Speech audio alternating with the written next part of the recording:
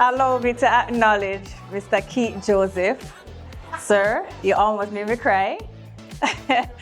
And also Mr. Renson Haynes from Awesome Sport. I would also like to acknowledge, I don't know if many of you would have known this, Mr. Olivier. Can you stand, please?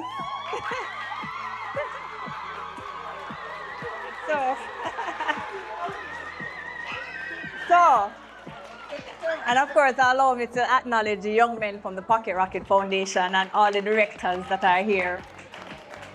Good afternoon, or good afternoon, everyone. I don't know if you know, but as you can see, Mr. Olivier is wearing a hat that says Wolmer's. I am a past student of the Wolmer's High School for Girls, and funny enough, before I became Olympic champion or world champion, or before you knew who I was, this young man, this young man, because I know Mr. Olivier a long time, Mr. Olivier used to coach me. I was a part, yes. So I was a part of the Eat That Track Club in Jamaica. So I don't know if you... So that's a little history for you. So you know how long that? We used to train, I think at that time it's by the Police Officers Club. Yeah, and you as well, because we used to go to what they call this championship that used to have, was it police championship or one of those championships? Yes. So we used to train. I used to go there in the evenings and I used to be a part of the club. So every time I went to a track meet, I was a part of the Eat That Track Club. Okay, I say all of that to say that you and I are no different. We are no different. We all, right here, right now, will have or can have the same history. Right? So I want you to understand that when Mr. Olivier started to coach me, sure, Mr. Carr was my coach at high school, but when Mr. Olivier was coaching me, I wasn't an Olympic champion yet. I wasn't a world champion yet. All of that started with just the work and the dream and understanding that you and I are no different. I am from Jamaica. Yes, we're separated by the sea and some distance, but just like here in the St. Vincent, we are from the islands and we are no different. I know Mr. Cato spoke about limitations, but there are no limitations in success and greatness. And I want you to understand that. You know why I said that? Here's why I said that. When I started, I lived in a one-bedroom. I had one suit. I was at training every morning. My mother was poor. I didn't believe I could make it, and here I am today. You know why? You know why that happened? Because I made what I had worked for me. And your grandmother used to always talk about take your hand and turn fashion. Everybody ever hear that? Yeah, so your grandmother used to say, take your hand, turn fashion. The reality is, we're not going to have the world's best resources. But the reality is, men like Renson and Mr. Olivier believe in a dream. And because they believe in something, they give it 100%. So I want you to understand that. So don't feel like because, St. Vincent don't have this or we don't have that, you don't have it yet. You are the beginning of something great for your country. You have to believe that. It takes one person, just one, to start, and then the rest will follow. That's how we build impact, and that's how we build legacy. Do it at home. When I graduated from Wolmer's in 2006, I stayed home. And I know a lot of persons, including my mother, would say, no, don't stay in Jamaica, go overseas. But I am homegrown.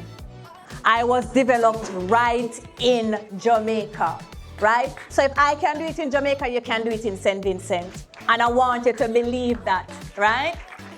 So I want you to believe that. So I am here because I had people who believed in me, one, and I also believed in myself.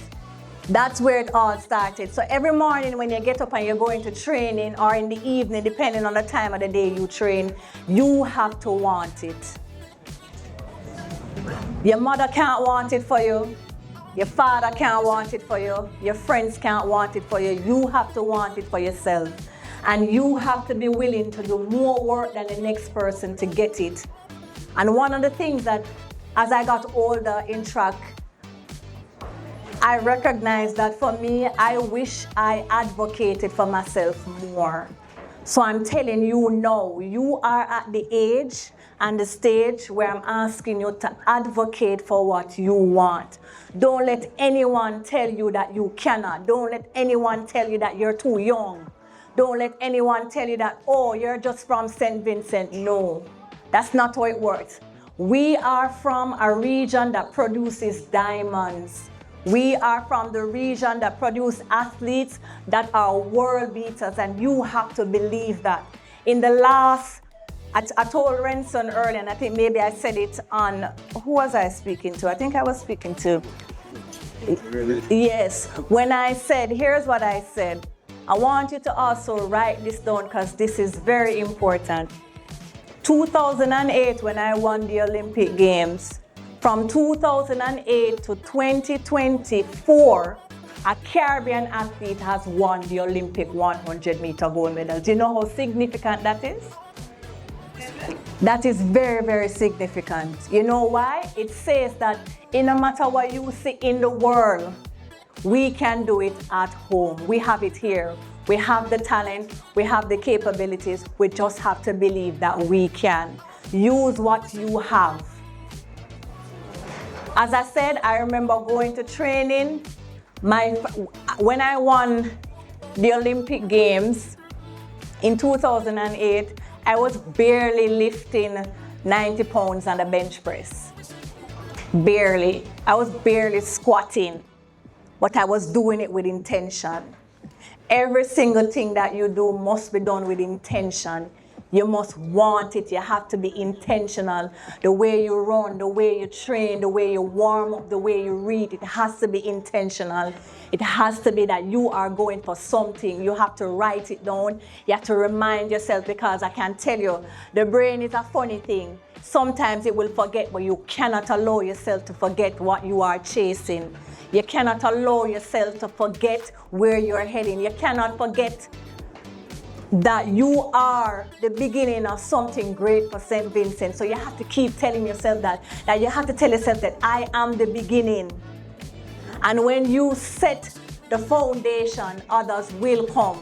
I am here because Merlin Otti never gave up. I am here because Donald Quarry never gave up, and they went championship after championship. And I know for a lot of you would have known Merlin's story, that they called Merlin the Bronze Queen, because it always eluded her. But you know what happened? It never eluded us. And it was because of her. So you have to understand that you have to use the motivation, not just from here, but from around the region. And you have to use it as fuel. You have to use it as energy. You have to use it to want more for yourself. For the ladies and the young men that have been at the Character Games, I have never been at the Character Games. So you have already started ahead of me. That's how tough it was back in Jamaica to make the Character team. But you have. I went to a CAC Games. My first championship was a CAC Games in Trinidad and Tobago. So I say all of that to say that you have the blueprint. You already have it. You have so many inspiration, so many young athletes around the region that you can look up to, that you can emulate, that you can draw inspiration from. Have a book, write it down. Tell yourself day after day what it is I am chasing, what it is that I want. And I'm gonna say this, every single thing, the Bible says, all things work together for good for them that love and trust God.